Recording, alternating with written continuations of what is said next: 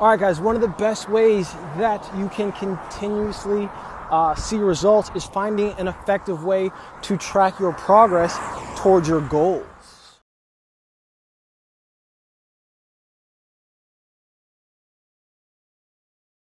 So guys, the human brain is wired to attach effort to results, right? I put in this effort, I get this result.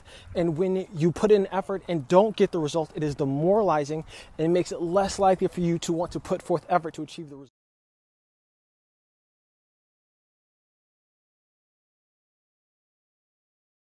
One way to ensure that you do not get demoralized is by picking the proper tracking method that suits you. And if the tracking method that you're using isn't working, you must then pick a better tracking method so then you don't get demoralized as well. All right, everybody, in this content series, we're going to review all of the ways that you can track your progress. So if you have aesthetic goals, strength goals, performance goals, then we're going to review ways that, once again, you can track your progress to ensure that you keep putting forth effort.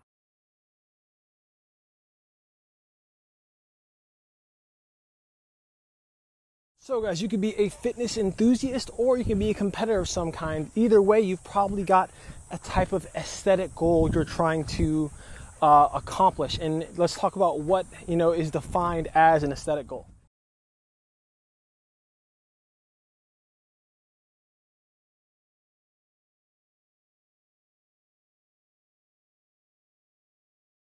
So aesthetic goals, guys, are like weight loss, muscle growth and size, essentially trying to transform your body in a certain way or form with regards to physical appearance.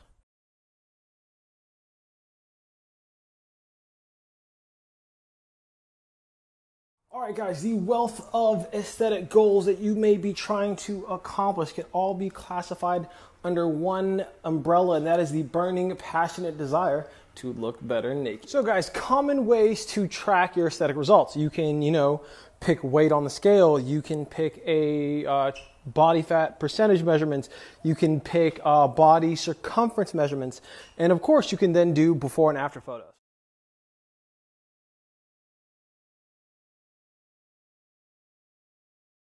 So guys, tracking your progress on a scale is great because you have access to it whenever you want. So it's a convenience factor.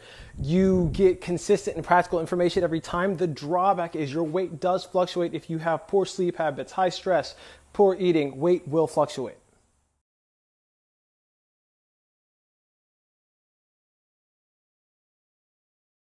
Body fat percentage, you can use either physical or digital calipers. Sometimes fancy scales can check your body fat percentage as well.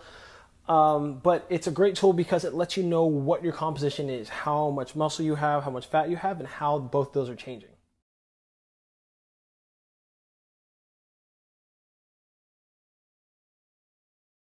Body circumference measurement, guys. Damn it, already licked my leg. You want to think that it tracks both muscle growth and weight loss, but you need a partner to help you get accurate measurements, so that's going to be a drawback for you.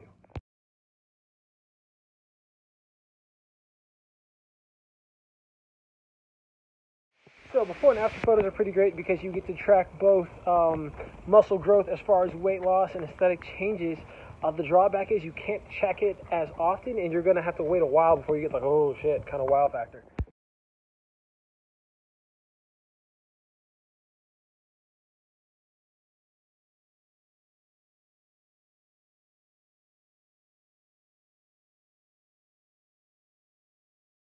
Just going to give a quick shout out to one of my best friends of all time, one of the best trainers I know, John, the quad father over at Empirical Fitness. If you want to learn something about fitness or nutrition, he's your guy.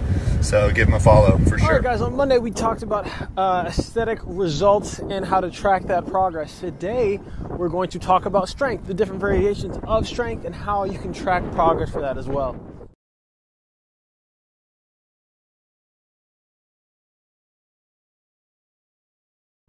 Before we start talking about the different types of ways you can track progress, let's first talk about the different types of strength. You have maximal strength and then you have strength. So guys, maximal strength is defined as the maximum amount of force a muscle or a group of muscles can generate in a single contraction, often measured via an exercise of choice.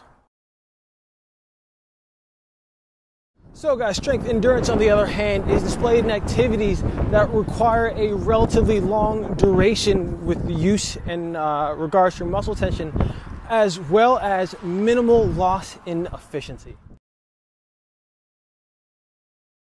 Right now, in your current life, in your current standing, what matters more to you, maximal strength or strength endurance? Tell me in the next poll. Progress tracking for max strength and max strength endurance. Here's what you want to do. You want to first pick an area you're wanting to strengthen. Then you're going to pick the modality you wish to use. You're going to test your baseline. You're going to do the requisite training that you need to do and then retest.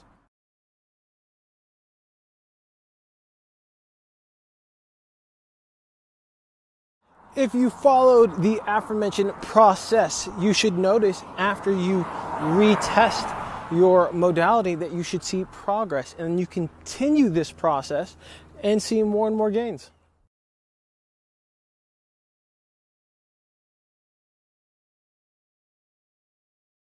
So guys, your body is this wonderful thing. It has the ability to adapt, but it takes time to do so.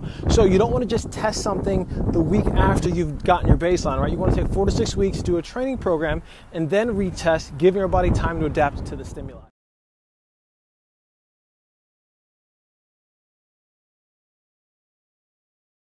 All right, guys, time to hit you with the fun facts. So when trying to improve from your baseline, it's important to assess your movement pattern. Find out where and how you are weakest with regards to a given movement. Example of the previous statement, guys, let's say you're testing your deadlift and you fail below the knees. That signifies one thing, versus failing to lock out above the knees signifies something else. Both areas identify weakness, but different weaknesses. All right, guys, it's Friday, so you know what that means. I get to wear my cool shades and talk to you about athleticism, performance, and how to track it.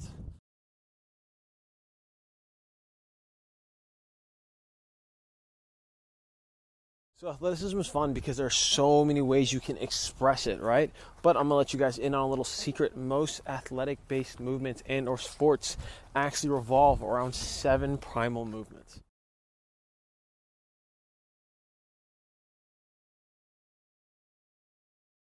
So guys, your 7 primal patterns are as follows. Let me count. Squat, hinge, push, pull, lunge, twist, and gait. If you are new to athleticism or need a refresher of the basics, this is where I'd start.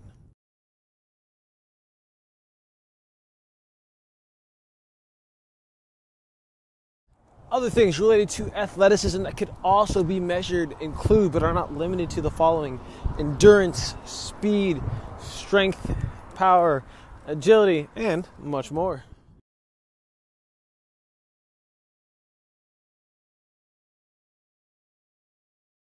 So with regards to your sport and or specific position in a sport, you need to probably do a needs assessment to determine where you need to grow from there. So for example, as a basketball player, my needs assessment would look different from a soccer player.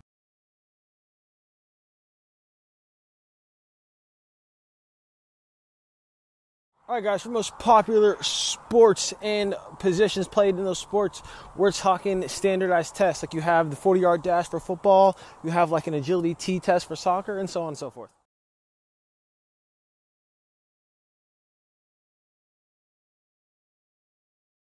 If you're comfortable with your 7 primal patterns and familiar with the needs of your sport, one of the next steps to possibly do is get some coaching, because it's the job of your coach to take you to the next level, understand your dysfunction and your compensations, and fix them.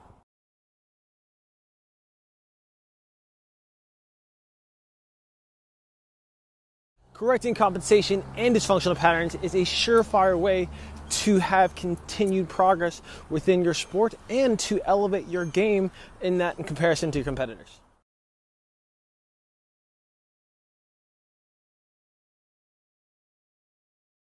Correcting your compensations and your movement dysfunction actually prevent injury, which is another added bonus of doing that. Injury prevention actually will continue and ensures progress in your sport, because when you're injured, you can actually not make progress towards it.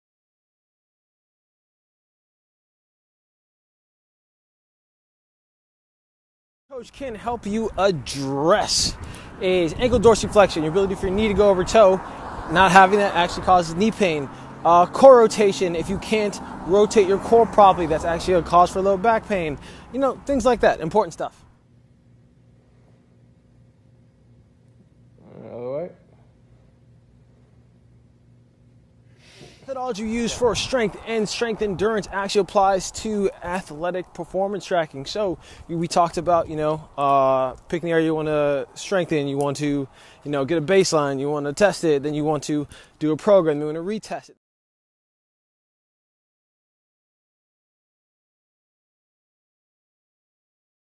All right, guys, another way you can track your athletic progress is to watch yourself. This is when a coach comes in handy because they know what to look for, but you can technically do it by watching your movements, assessing your movements, and then devising a plan for correction and improvement.